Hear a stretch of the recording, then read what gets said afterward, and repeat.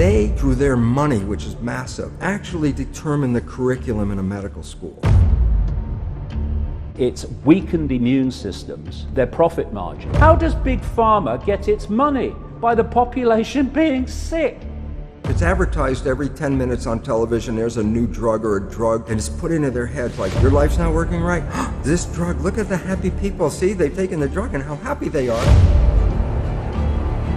Pharmaceutical drugs kill about 300,000 people a year. Look at the pharmaceutical cartel, Big Pharma. The third biggest cause of death in the United States is the frickin' treatment. Look at all the crap in food that is legally allowed, never should be, and all these other things. Look at the pharmaceutical cartel, Big Pharma. The third biggest cause of death in the United States is the frickin' treatment after heart disease and cancer. How does Big Pharma get its money? By the population being sick. And I'll tell you what, Brian, I will take this system seriously. I will think, oh, well, maybe they do care a little bit. When they come out, mainstream everything, mainstream medicine, and say, here is how you boost and strengthen your immune system.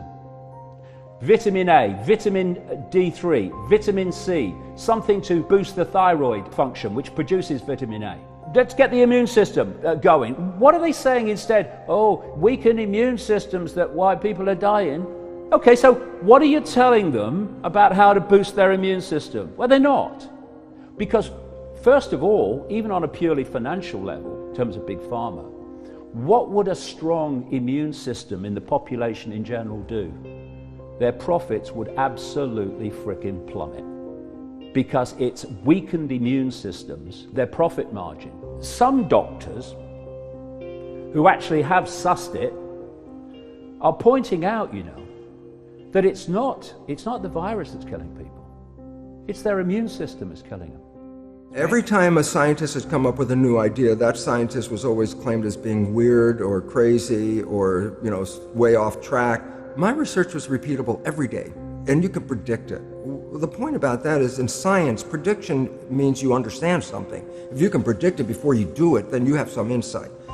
My predictions were always accurate. It just didn't fit the conventional storyline.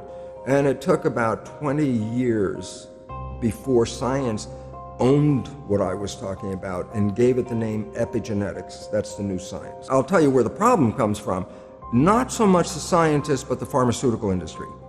And the reason why this becomes important is because the pharmaceutical industry runs the show in medicine. If you could put this kind of healing that I'm talking about into a capsule or tablet, they'd be talking about it right now. If you understand epigenetics, you don't need the pharmaceutical industry. And all of a sudden it's like, wow, that's not in the interest of the, one of the biggest industries on this planet to say, you can heal yourself without drugs? And I go, absolutely. How do they do it is money. Money is big. Money, if I give grants, you can study what I'm going to give you a grant for. So they direct a lot of research with their billions and billions of dollars. And it was actually interesting, the British Journal of Medicine had a review looking at the same research and determining if the research was funded by government money or the research was funded by private money like pharmaceutical agency.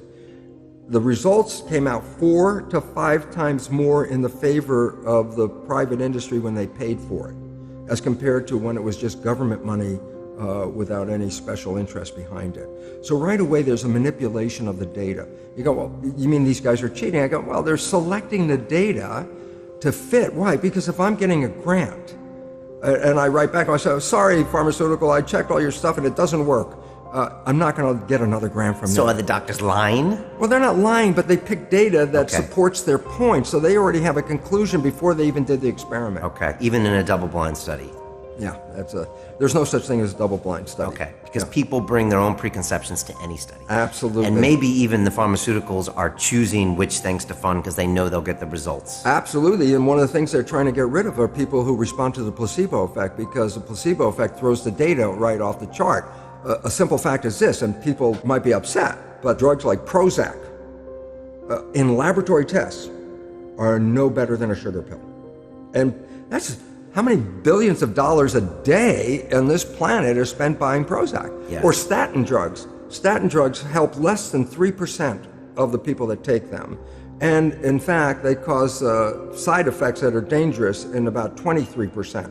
So you help 3% with a drug, 23% are getting toxic from the drug. And the idea is these are drugs that, how long do you take statins? How long do you plan to live? Pharmaceutical drugs kill about 300,000 people a year, and everybody's, that's just the cost of doing medicine.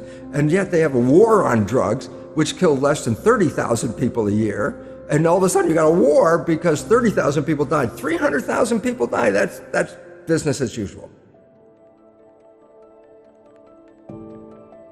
My research in stem cells, which was over 40 years ago, I was cloning stem cells, revealed that I could put genetically identical cells in different petri dishes, but if I change the environment, the cells have different fates. So my research revealed the genes didn't control the fate, it was a response to the environment. Well, then I come back just to understand who we are. We look as single individual humans, but we're actually comprised of 50 trillion cells. So essentially, we're skin-covered petri dishes. And the blood in our body is the culture medium.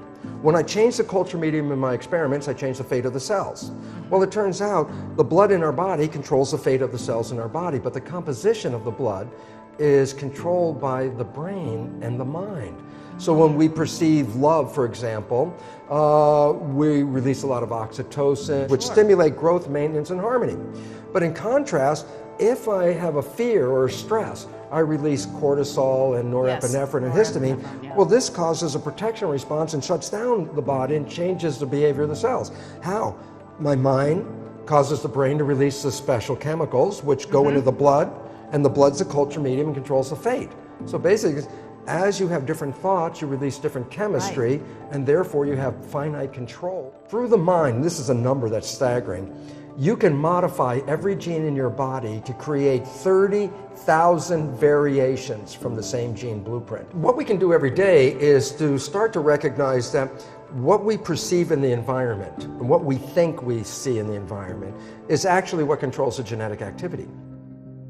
I started becoming fascinated with the idea that you can give someone a sugar pill, a saline injection, or perform some false surgery or treatment, and a certain percentage of those people will accept, believe, and surrender to the thought that they're getting the actual substance or treatment. And they begin to program their autonomic nervous system to make the exact pharmacy of chemicals equal to the substance that they think they're taking. So then it begs the question, is it the inert placebo that's doing the healing, or is it the body's innate capacity to heal by thought alone? Because that pill is a symbol of possibility. All it is a symbol. The doctor says, this is a great new drug that's going to help with depression, and the person begins to think about the idea that they could get better. They're selecting a new potential in the quantum field. And then all of a sudden, a certain percentage of those people will get enthusiastic and theos, filled with God, inspired, optimistic. They start changing their emotional state. They're combining a clear intention with an elevated emotion, and they're changing their state of being. And all of a sudden now, I began to realize, do you need the sugar pill? Do you need the saline injection? Or can you teach a person, instead of putting their faith and belief in something exogenous outside of them that would do the healing, to change their state of being? Can they just select the new potential in the quantum field, instead of focusing on a known, focus on an unknown, and revisit that unknown every single day until it becomes a known? And all of a sudden, you'll see people's depression go away, their anxiety go away, and they're not using the placebo any longer. They're healing by changing their internal states. And so we started seeing those changes taking place before I wrote the placebos. And placebos, just so you know, range from working anywhere from 10% to 100%. Imagine that. So in a depression study, as an example, 83% or 81% of the people in a depression study that are given a placebo heal as well as the people that are given the actual antidepressants. Now, there's brain scans to show changes in their brain before and after. It means then they're making their own pharmacy of antidepressants by thought alone. And it took them 6 weeks, 8 weeks of taking that placebo every single day. Now, this is an important point, because most people think, oh, I did the exercise or the meditation once and my conditions should go away. Well, even in the depression study, 6 to 8 weeks of taking a placebo. Every time they take the placebo, they remind themselves that they're going to get better.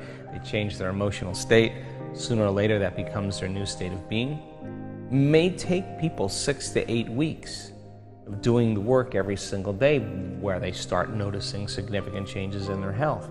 So I'm a pragmatist. And if you're telling me something that's science-based, the question that I ask is, how am I going to apply this to my life?